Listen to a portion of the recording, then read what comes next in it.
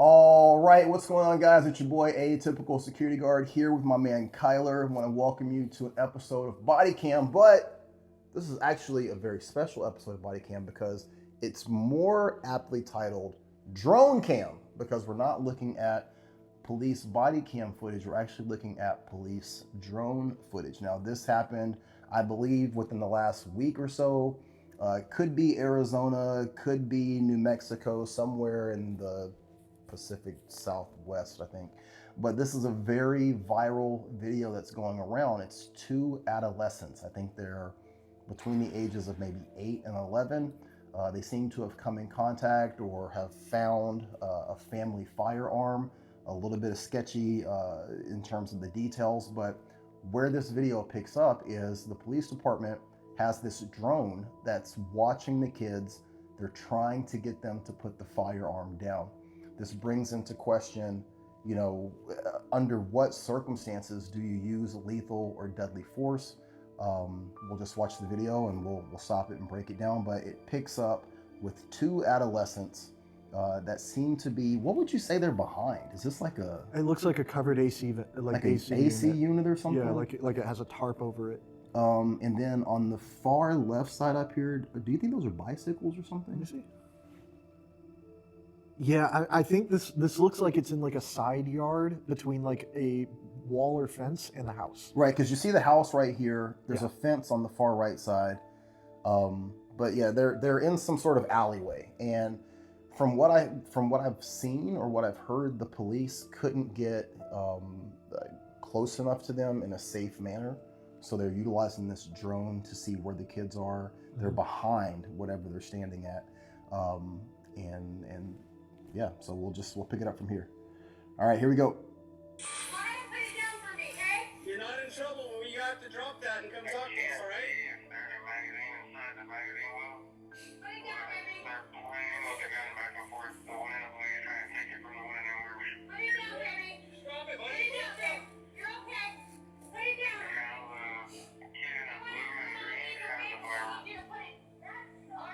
So you have one officer that's kind of the point of contact that's talking to the two kids. The female officer.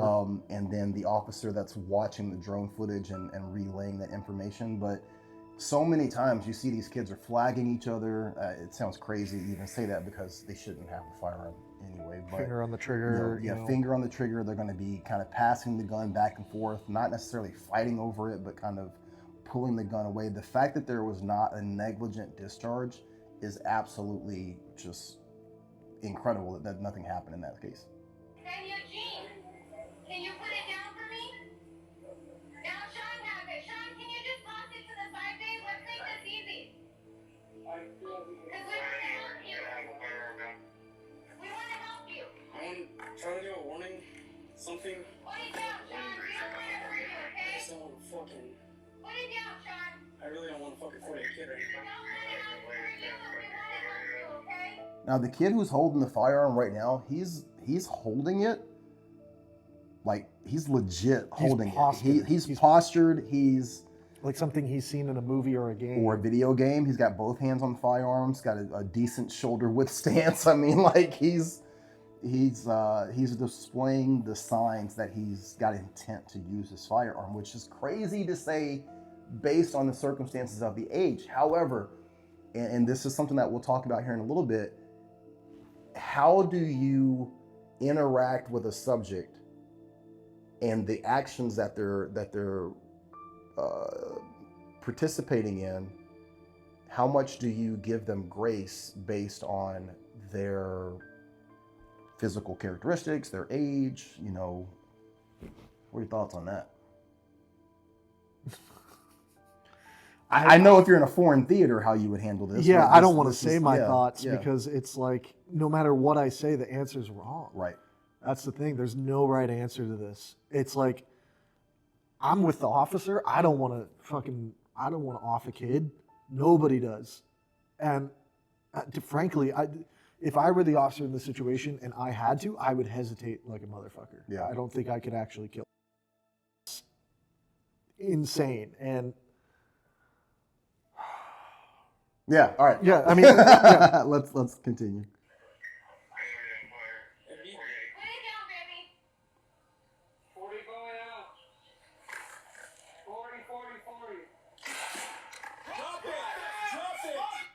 Okay, so what happened in this situation is they used a less than lethal Was that like a round. beanbag Yeah, round it could or be a something? beanbag or it could be a rubber. Yeah. Rubber. But there is a video out there that I've heard where you can hear the background chatter on the radio, and they're talking about deploying a less than lethal, and they're going to ricochet it off of what they're standing behind, off the wall. And so what they're hoping to do was to get the kids to drop the firearm. Like scare them to make them drop it. Like, Unfortunately, little homie in the orange and black over here, he's got a good grip, a legit grip on this firearm, and now he's frightened, but he hasn't dropped the gun. Drop it, son. Hold another one. Drop it now, or you're gonna get hit. Drop it.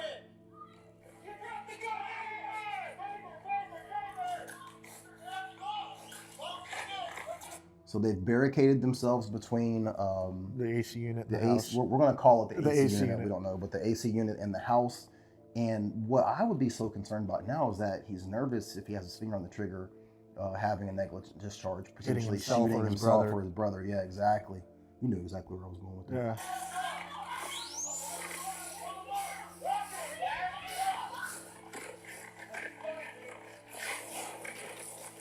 Drop it now. Drop it.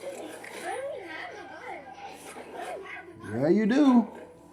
Okay, I wanna back that up. Hang on a second. Did you see that? So he says he doesn't have the gun. He comes right up with it towards the officer's face. Let's see here.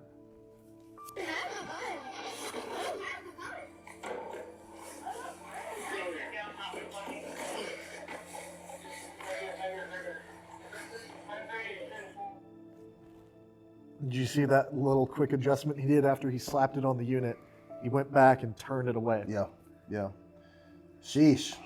Yeah, that's Okay, so first things first. Incredible restraint by the officers. good tactics, Good tactics. They worked as a team, right? good communication. However, Yeah. this is one of those situations where the outcome justifies the actions Yeah. because it was a favorable outcome.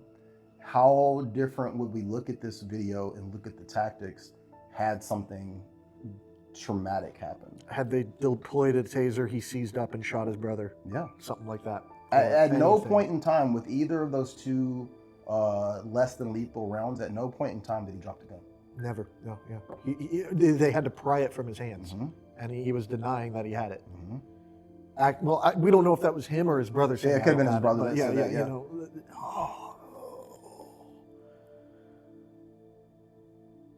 You really have to, from a security standpoint, from a law enforcement standpoint, I think that we do ourselves a disservice because when I close my eyes and I try to picture the person that more than likely I'm going to come across that could potentially do me harm, I have an image of who that person is. My image is a male, potentially a drug abuser, homeless person, right?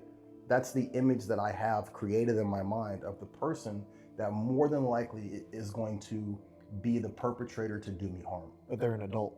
That they're an adult. That doesn't mean that it's unlikely, it's less likely, but that doesn't mean that it's unlikely that it could be a kid, or that it could be a female, or that it could be a teenager, or just your average person. Like you don't think about that. So this is a great reminder that the threat that we face is not the person.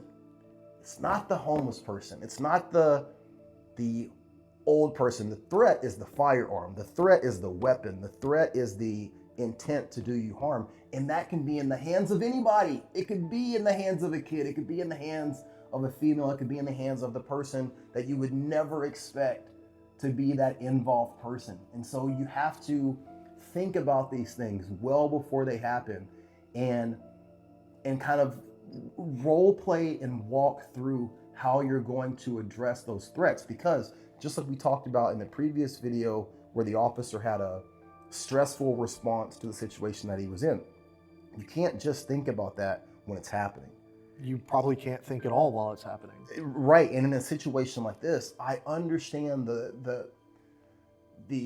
simply the idea of potentially having to hurt or harm a child is almost unimaginable. However, the threat that they posed to each one of these officers' lives, and even They're all at each time their own life and the other brother's life, right? Those circumstances don't disappear because they're kids. right. And I think that you have to really ask yourself, if you're working in a capacity where you're carrying a firearm for a living and your job is to interact with that threat, have you thought about what you're going to do in this situation under these circumstances? The tactics that were used, they worked this time. And so we look at these officers and we go, hey, great job. These same tactics could have potentially not worked. You're in a situation like Uvalde, you're thinking about all of the tactical things that you should do, how you can approach the situation, what's best. And while you're playing all of that out and you're road mapping your response, another life is lost, another life is lost, another life is lost. And so based on the circumstances of how that situation ultimately played out, we look at the officers and we say, horrible job. But under the same circumstances in this situation, since the outcome is different, we go, great Good job. right? And I'm not here telling you that I know what is the best for you to do. I'm not even saying that I have it figured out. I have it figured out that you have to think about these things before they happen. I can't tell you what's the best decision. I can't tell you what's the best thing for you to do in that moment because I could be wrong. But man,